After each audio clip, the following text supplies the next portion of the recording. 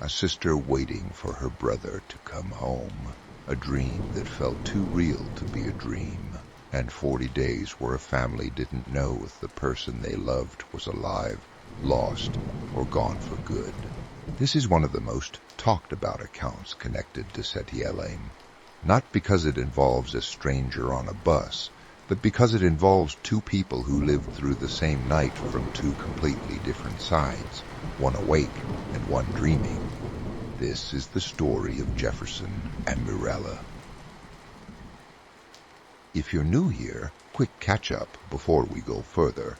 Setealém is a Brazilian urban belief, a story that's been passed from person to person for decades, describing a decayed, parallel version of our own world. People who describe encountering it talk about the same details, again and again, streets and buildings that look abandoned, sometimes for decades, hostile or hollow figures who don't want outsiders there, and ordinary, everyday places, a bus, a street, a building, that somehow lead there by accident. We covered the full background of Setealém, including its origin story, in an earlier video on this channel. If you haven't seen that one yet, it's a good place to start, and I'll leave it linked for you. For today, here's what matters. This is one of the accounts most frequently connected to the belief, and it's unusual because unlike most Setealém stories, this one has two witnesses instead of one. The story goes back several decades to a time when going to college simply wasn't part of the picture for a lot of working-class Brazilian families. Mirela had just finished what used to be called collegial high school, and like a lot of young people from smaller towns, she found work somewhere else, a bakery chain with dormitory housing for employees who came from out of town. She'd spend her weekdays there and come home on her days off. Mirela had a younger brother, Jeferson. The two of them were close, the kind of siblings who talked about everything. So when she came home one week and noticed he seemed different, quiet, distant, somehow off, she asked him directly what was going on. What he told her didn't make much sense at first. He said something had happened to him. He said he'd ended up somewhere he didn't fully understand, and that he wanted her to see it too, so he wouldn't feel like he was losing his mind. Mirela, worried, offered to go with him right then. He told her it wasn't necessary, that he'd take her there that same night, without either of them leaving the house. They went to sleep in the room they shared, in their parents' small 2-bedroom home. And that night, Mirela had a dream. In the dream, Mirela found herself in a town square near her house, a place she knew well, except it wasn't the square she knew. It was in ruins, crumbling, aged, abandoned, as if decades of decay had happened overnight. She tried to cross it. On the far side, past the ruined square, a street led toward a familiar avenue, and there, walking ahead of her, was Jeferson. He seemed to be calling her forward, leading her on. She tried to follow him. That's when a woman appeared, someone Mirela didn't recognize, human-looking, but with something about her that felt wrong. The woman told her to stop, to turn back. She said that if Mirela kept following her brother, she wouldn't know how to find her way home again, that Jeferson still knew the way back, for now, but that continuing further would risk both of them getting lost. Mirela hesitated. Her brother was still walking ahead of her. She couldn't see him anymore past the ruins, but something about the woman's warning and something about the wrongness she sensed in her made her turn around. The moment she turned back, everything shifted. Behind her, the direction she now faced, the street looked completely normal. Ahead of her, where she'd just come from, it was still in ruins. She walked back toward the normal street. The instant she crossed from the ruined square onto the ordinary road, she woke up. Jeferson wasn't in the bed beside her. She didn't get up to look for him. She fell back asleep, and when morning came, he was there again, in his bed, as if nothing had happened. He told her he'd seen her start to follow him in the dream, and asked why she'd stopped. She explained someone had warned her not to continue. He went quiet and seemed almost disappointed. She had to go back to work at the bakery dormitory that week. Before she left, she debated whether to tell him the rest of what the woman in the dream had said, that he shouldn't keep going either. She didn't say it in person, but she called the house partway through the week and told him over the phone. He said nothing back. The following weekend, Mirela, tired and without really knowing why, decided to stay at the dormitory instead of going home. That Sunday night, her mother called. Jeferson was missing. He'd been gone since Friday. At first it didn't seem unusual enough to panic. Young men sometimes disappeared for a day, came home embarrassed, and that was that. But a day became a week. A week became weeks. The family filed a police report. According to Mirela, the investigation went nowhere, the kind of case that quietly stalls and is never really solved. Jeferson was gone for 40 days. Then, without warning, he came home. He was filthy, starved, and at first he wouldn't speak. His mother assumed he'd had some kind of breakdown, or had been using something. But relief outweighed everything else. He was alive. He was home.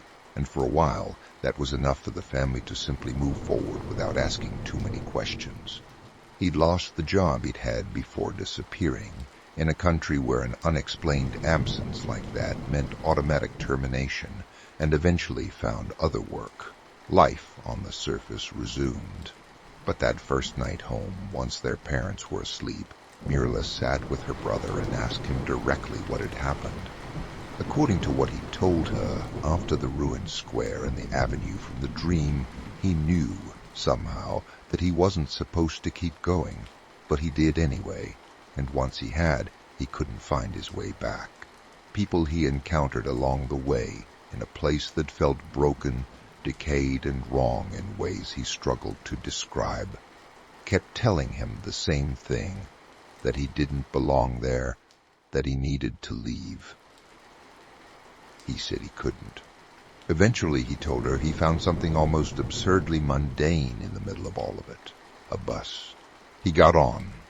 The driver told him he'd take him somewhere, but warned him never to come back to that place again, because if he did, he'd belong to it permanently with no way out.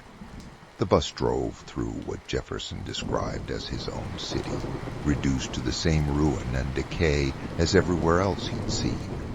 Eventually it stopped, and the driver repeated the warning, never return here. Jeferson stepped off and found himself back on an ordinary street, a shopping avenue he recognized near the center of his own town, back in the world exactly as he'd always known it. He walked home from there, only realizing along the way how hungry, how dirty, how physically depleted he was. To him, the entire experience had felt like it lasted a day, maybe 2. 40 days had passed at home. For years, Jeferson didn't talk about it again.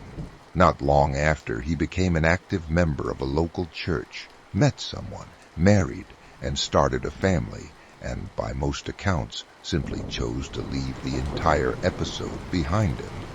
It was years later, long after Orkut had become the center of Brazilian internet life, that he came across posts in an online community describing experiences strikingly similar to his own. Streets that turned to ruin. Warnings from strangers not to continue. People who vanished for stretches of time they experienced as far shorter than they actually were.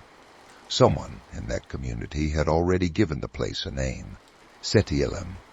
He showed the posts to Mirela. Both of them recognized in stranger after stranger's account pieces of their own story. The ruined streets, the warning to turn back, the sense of a decayed mirror world sitting just behind the one we know.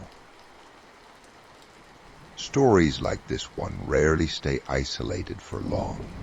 Once an account like Mirela and Jeferson circulates, it tends to draw others out of the woodwork.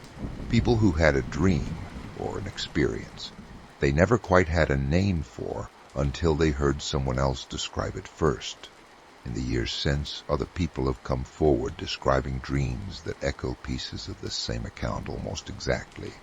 Waking up in a version of a familiar street, aged and decayed far beyond what a single night could explain, populated by people who feel wrong, who insist the dreamer doesn't belong there, followed by someone or something pulling them back before they go too far.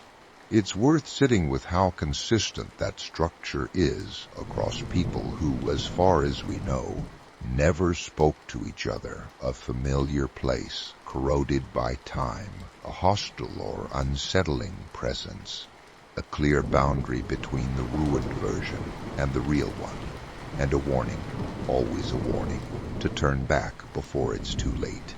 Whether that consistency points to something shared happening to these people, or simply to how a good piece of folklore spreads and reshapes itself once it has a name attached to it, is exactly the kind of question this belief never quite answers. There's a version of this story that fits neatly into psychology, exhaustion, grief, the strange logic. Dreams sometimes borrow from real anxiety. A sister worried about her brother, a family under strain, a young man who may have simply wandered, disoriented, for over a month before finding his way home. People do go missing and come back changed, confused, unable to explain where they were. That happens with or without Setealém. And as a version that doesn't resolve so easily, a dream that arrived at the exact hour her brother disappeared, warning her by name to turn back before it was too late. Mirela believes she was somewhere real that night. Jeferson, for most of his life since, chose not to discuss it at all. What do you think happened to Jeferson during those 40 days? And if you've ever had a dream like Mirela's, one that felt less like imagination and more like a warning, I'd like to hear about it in the comments.